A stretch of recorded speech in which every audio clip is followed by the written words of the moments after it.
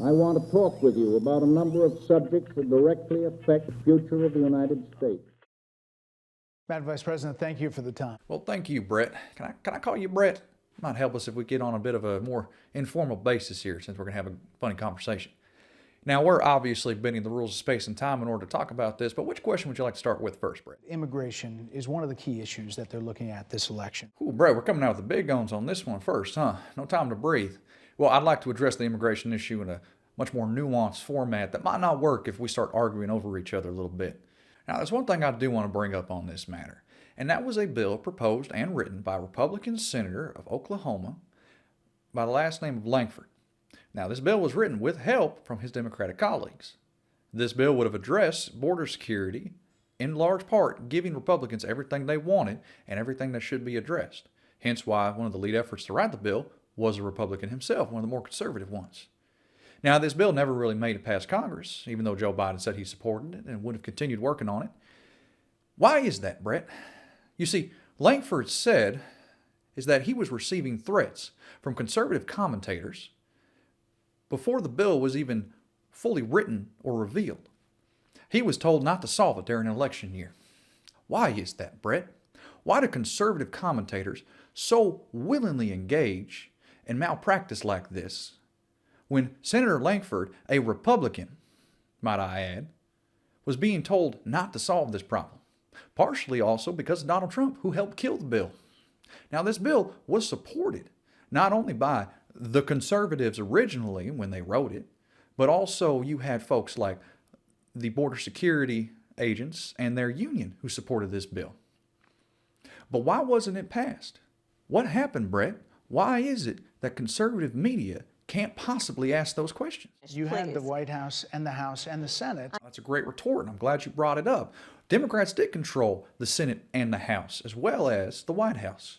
But what happened with that? Now, that should have meant that they could get past immigration reform as well as border security in their first 2 years in office, correct? You would suspect that. But what you failed to report, Brett, from Fox News, is that Democrats had control of the Senate on a 50-50 margin. That is not enough to break the filibuster.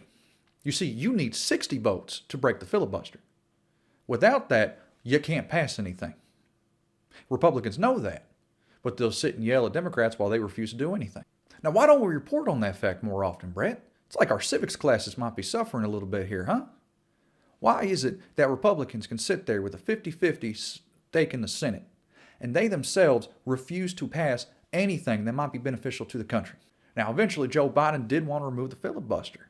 Unfortunately, we had about 2 senators, well, fortunately or unfortunately, depending on how you want to look at it, there were 2 senators, of which they have now gone independent, that refused to end the filibuster.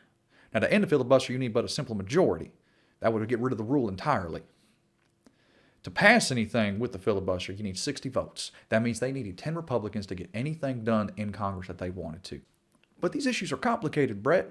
And your news agency, and I use the word news loosely here, your news agency won't report on them with any kind of nuance. Is how are we supposed to move forward and make any type of progress when the opposition party is there entirely to stall, to make everything as difficult as possible to get anything done? I'm not going to stay here because there's other things to talk about, but you frequently talk to the Border Patrol Union for support of that bipartisan bill, and they did. They supported it. But they also just endorsed Donald Trump and said, you've been, quote, a failure with border security. Why do you think they said that? That's a good question, Brett. I wish we would ask that more often. How does that cognitive dissonance sit when the fact that even though they supported this bill, they somehow now support the person that got the bill killed? Is it perhaps that the most watched news network in America, and again, I use the term news loosely, might be misinterpreting the story, maybe putting out misinformation or not everything out there? Could that possibly have something to do with it? Is it perhaps you allow Trump to come on and don't challenge him to any facts?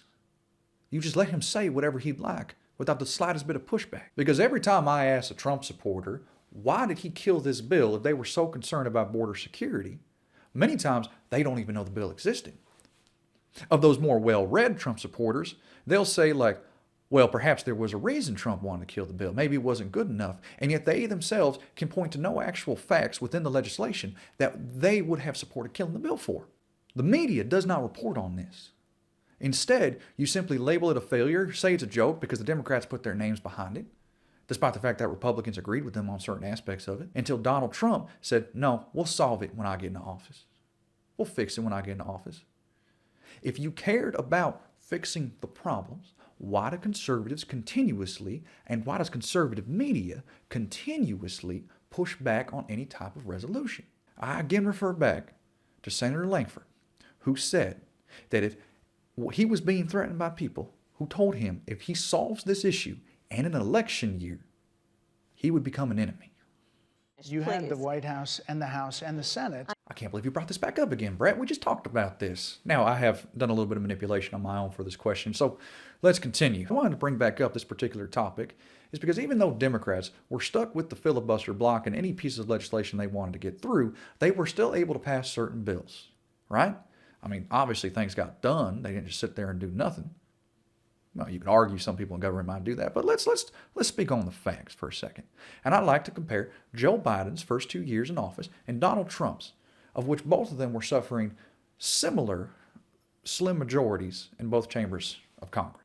You see, Joe Biden got several things passed. You see, under Biden's administration, Congress managed to pass Infrastructure Act, right? Something that Republicans supported, even though they voted against. The Inflation Reduction Act, the CHIPS Act, as well as numerous support packages for overseas alliances, all while having a 50-50 split in the Senate. Now, the reason is, and again, nuance is important because I just brought up the filibuster prevented Democrats from passing anything. Now, some of these bills were passed with bipartisan support. Republicans did support them, and they should be acknowledged on that, some of them. I'll get onto that into another time. But these problems are nuanced. Now, there's a really stupid rules in the Senate that basically prevent the majority party from passing things without the filibuster rule. Now, this rulemaker in the Senate basically said that Democrats could pass certain economic proposals with a simple majority and the filibuster didn't count. Are these ridiculous? Yes. Are they stupid? Yes. Are they complicated? Yes. Our civics suffers greatly when we don't actually engage in a good conversation or a good faith discussion, Brett. And that's what you fail to miss. That's why Democrats can't do a lot, because what are Republicans going to let them do? But let's compare again to what Donald Trump got passed in his first term. Tax cuts for the rich. He passed a tax bill that actually raised my taxes because, contrary to the facade I am painting here, I am not actually the vice president, nor do I make as much as her. Now, Donald Trump passed those taxes, raised it for a majority of Americans, but timed it in such a way that it just made the Democrats look bad. And that was the only piece of legislation they got passed under Trump. 2 years in office. They tried to repeal the Obamacare, the thing that y'all hate so much. Couldn't do it. Couldn't even propose an alternative to the bill. Did nothing. So what again would Donald Trump even do to provide the promises he supposedly stated? Now, I'm happy to explain these problems in more nuance further because I do believe they deserve a discussion, but we're in the middle of a fake interview right now, so let's get back to the topics at hand. I think more people say they trust him on the economy than they trust you. Because you keep lying to them, Brett. What is the number one watch news source in America? Fox News. Where do 90% of conservative stories originate? Fox News. What does Fox News talk about? They bring up all the problems of the Democrats, legitimate or otherwise. And then when Donald Trump comes out there and says, tariffs will solve all your problems, do you push back? Do you ask, how does that work? Donald Trump lied and said that China would pay for the tariffs. That's not how tariffs work. That's never been how tariffs work. Even if you believe that the policy is good or may eventually help America, why does he lie about it? Why doesn't your news, and again, I use the term news loosely, why doesn't your news agency push back on that? Why don't we explain to people who, frankly, do not have degrees in economics why these policies may not work? But all you'll do is let Donald Trump go up there and say whatever he wants without any type of nuance, without pushing back even a little bit. You have Fox News anchors, news personalities, going on up there, campaigning with Donald Trump, not at all talking to the American people like they should be talked to, and explained, hey, this will not work. This will raise prices. There is no way to avoid that. We did these tariffs before the 1930s. We did these tariffs in the 1800s. They didn't work. There's a reason we switched off of them. But you have the majority of folks are going to start to believe Donald Trump if he says it enough. So why don't you push back on that? Why doesn't the media push back on that? Why do you yell at me about a complete argumentative fallacy of which the majority believes it, therefore must be true? That's not how it works, Bret. People may trust him. That doesn't make it true.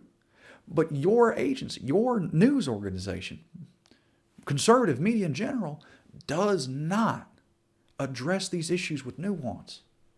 They do not bring in both sides. You ain't fair and balanced. So you ask me, why do the majority of people believe? It's simple.